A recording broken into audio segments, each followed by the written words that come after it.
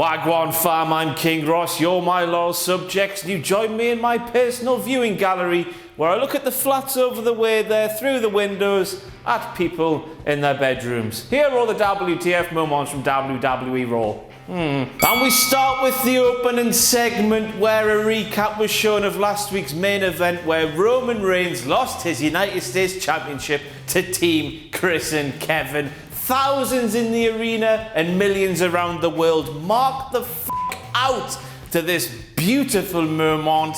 But the footage that was shown incorporated one shot of one fan, one middle-aged, dirty middle-aged, you're a middle-aged man, you're watching wrestling. What the is wrong with you? Wearing a cardigan no less, who had his head in his hands at the sight of Roman Reigns losing his championship belt. Ugh. Thousands enjoying it, one fan not enjoying it. He was picked to be shown. Oh wait there, you dirty Mark Gunn. Last week during the live broadcast, I've been reliably informed that middle-aged green cardigan wearing Mark there was actually rejoicing at the sight. That picture there should have changed. Richard changed the picture. He was rejoicing at the sight of Chris Jericho win the United States Championship from Roman Reigns, but the footage showed him from another point in the night with his head in his hands. WWE have picked something and put it in it. They've manipulated the... Honestly though, a middle-aged Mark in a green cardigan devastated at Roman Reigns losing a championship belt. I would rather watch Izzy crying for 7 hours. And you know what that makes me want to do? It makes me want to take these two fingers here and put them into me. 2 minutes on the opening point there. This is going to be a long one, eh? WhatCulture signs a couple of King Ross marks. A King Ross's boss and a King WTF sign on the hard cam for Bear Time Farm. Chicken wings and ting and ting. That is peak. That is peng. That is f***ing lovely. What's not lovely though is the fact that one of these signs, the one that said King WTF, was confiscated by security. Kevin Dunn and their massive f***ing chompers saw it on the hard cam, instructed security to go to Scott Breezy, who has a first class honours degree in being a massive King Ross mark, and took it off the poor bastard. What sort of shit is that? Apparently, if you have a sign promoting somebody that doesn't work for WWE and you've got it on the hard cam being seen in front of the world, you can be kicked out for that. What sort of bullshit is that? And anyway, I'm always nice about WWE and all their employees. So what's happened there is Kevin Dunn seen that sign, got his phone out of his teeth and got on the blower to Vince McMahon. Vince, he said, there's a King Ross sign. We know how King Ross is so popular, but we can't have him on screen outshining the people inside the ring, therefore we need to remove that sign. And then Kevin put his phone back in his teeth and moved on with the rest of the show, like we're going to do now. Bloody hell, this is going to be a long one. That little mark there with the sign that claims that he is the biggest Roman Reigns fan ever in the world, ever. I tell you what, I don't care that child is a minor. I'd get my 2 fingers and I'd f***ing shove him in his eyes for bringing a sign like that with a f***ing hole cut for his face. What a f***ing loser. He's a child though, but I don't care. He's a loser Mark nerd.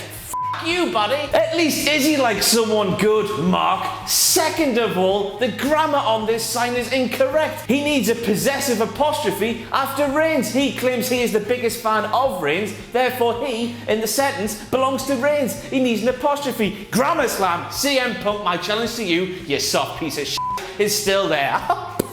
Your fucking nose. Confused big sweaty Mark shouting Goldberg at Paul Heyman even though he's wearing a Brock Lesnar shirt. Maybe that f***ing stupid bandana around his stupid baldy bastard head. I think it's a baldy bastard head, I can't remember. Maybe that f***ing stupid headband around his head's too tight and cutting off the circulation, therefore he doesn't know whether he's coming or f***ing going. Vince McMahon likes big sweaty men. Vince McMahon likes big sweaty men. Vince McMahon likes big sweaty men. Vince McMahon likes big sweaty men. Vince McMahon likes a sign that read "The Authority Rocks."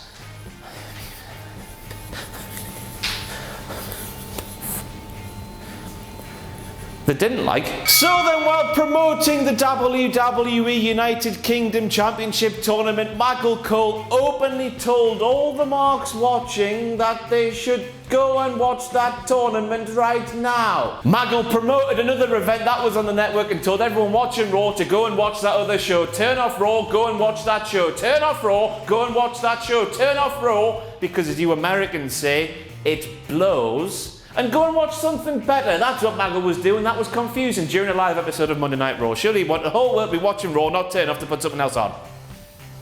Tit. Anyway, they were probably watching Ricochet and Blanchard versus Ospreay and Priestley from WCPW Loaded last night.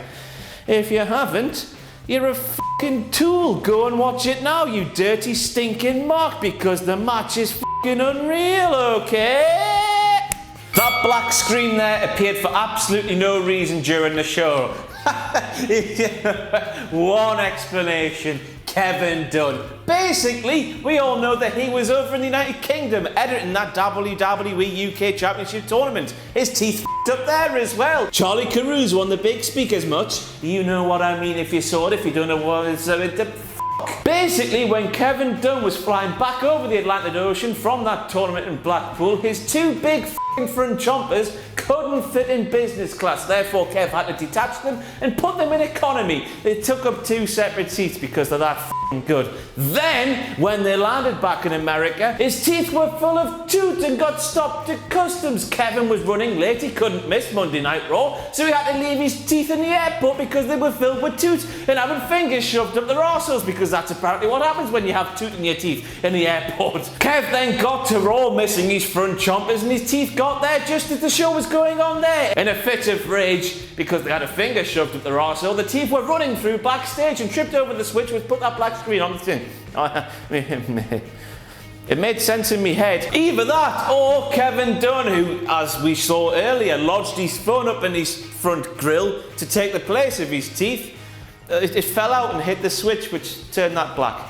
This is a long episode, isn't it? Fucking hell. Woo. Why was Sheamus gutted that he sparked the referee? I don't know. He's clearly still a heel and kept his Raw Tag Team Championships in a heelish manner. He did anything to keep hold of his silver and red titles. Why did he look gutted? I didn't And next we have to ask the question, why did Gallows and Anderson continue the match as if nothing had happened? Gallows, as we saw from the replays, which won't be appearing there because I can't be asked to find the replay. You, buddy. He saw everything that happened in clear daylight. It was right in front of his face. Yet he continued the match as if nothing had happened and ended up getting screwed out of the championship belt. It's like, do you not even watch wrestling, bro? Do you not know the rules? A referee gets sparkled. When he gets up, he's going to end it in DQ. You're not going to win them because the match ended via DQ. I hope this all makes sense because I'm just rambling. The echo in here is confusing me. Oh, look at him down there. Him? I was never confused. There's so much wrong with the finish to that match. The heels got screwed and lost the titles. They had the titles, they got screwed and lost them. That's building sympathy for the wrong f***ing team. The creative team in WWE need to do a Blazing Squad hype ting. Chicken wings and ting and ting. They need to flip reverse it and put the sympathy on Sheamus. Well, not Sheamus, he's a heel. On Cesaro at least. Cesaro got away with one here. He did all in that. Wait, that's a complete lie. He did a lot in the match. More confusion in the Ford Fusion. That's a car, because we have Neville taking away these pointless cruiserweight matches between men we know absolutely diddly squat about, and we're expected to treat him as a heel. WTF, once again the creative team need to do a Blazing Squad hype ting. Chicken wings and ting and ting, and flip reverse the whole psyche of this thing, because Neville is actually doing us a favour. We don't care about these matches because we're not investing in the characters, therefore we're watching it, we're bored off our tatty bojangles, and Neville comes in and ends it like that. F***ing lovely. Neville's doing a public service here. He should be knighted by the Queen. Aye, not Liz. Felicia, that Queen, knighted by her. F*** Liz. Don't like Liz. You shouldn't like Liz either. Why the f*** did they bother taping up all the ropes purple if they're going to end it after 2 seconds? What a waste of time and resources, eh? Pissing money away they are, WWE. Pissing it away.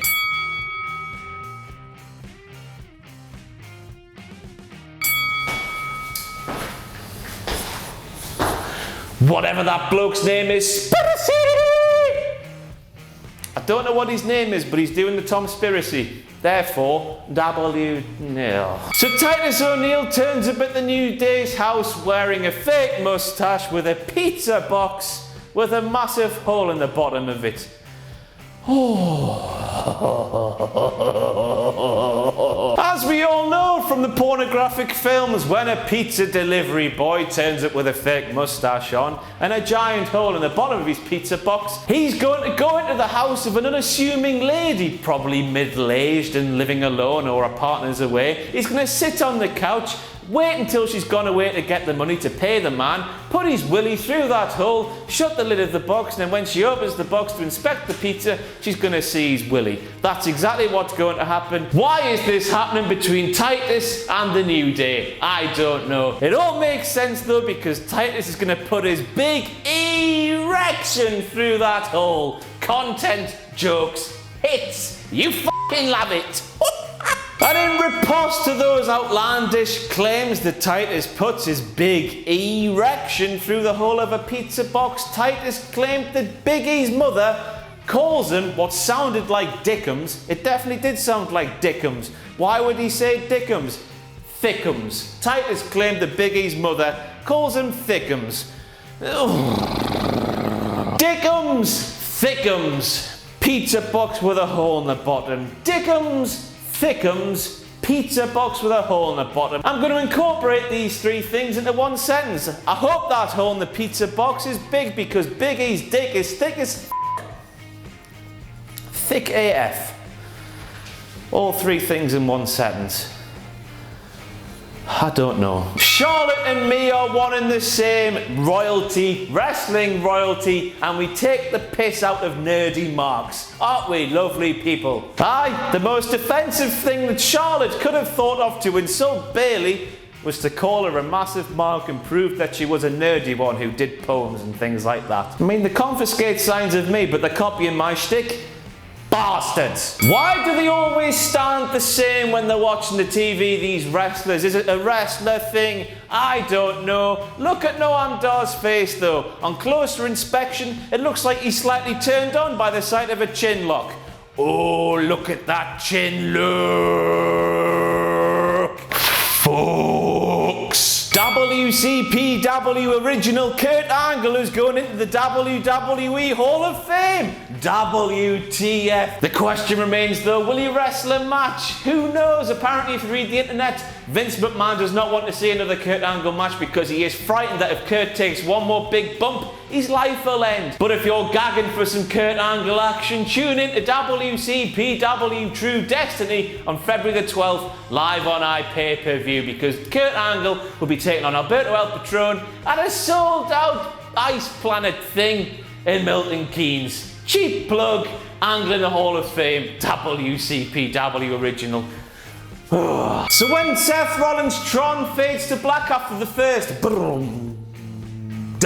you know that bit, instead of reading Floyd Money Mayweather versus The Big Show, it now has the Roadblock end of the line logo. How the f does this happen? I don't know. Oh no, wait! Yes, I do. It's down to Kevin Dunn, as we heard earlier in this WTF Moment episode. Kevin Dunn's teeth had to get put back in economy class because they were too big to fit in business class. Then when they landed, they had tooth inside the teeth, had the finger up their arsehole, were late to the arena after Kevin, they were looking for Kevin, tripped over the button that turned the screen black. When they got to Kevin though, who had replaced them with his phone, now then, science. Phone was in there, organisms and all sorts of shit covered the phone, which turned it into a sentient being. It now had emotions and feelings. Obviously, Kevin Dunn's teeth got back to see the phone in its place. The teeth, being teeth, seeing somebody in their home, were rightfully angry and attacked the phone, who, because now he has feelings,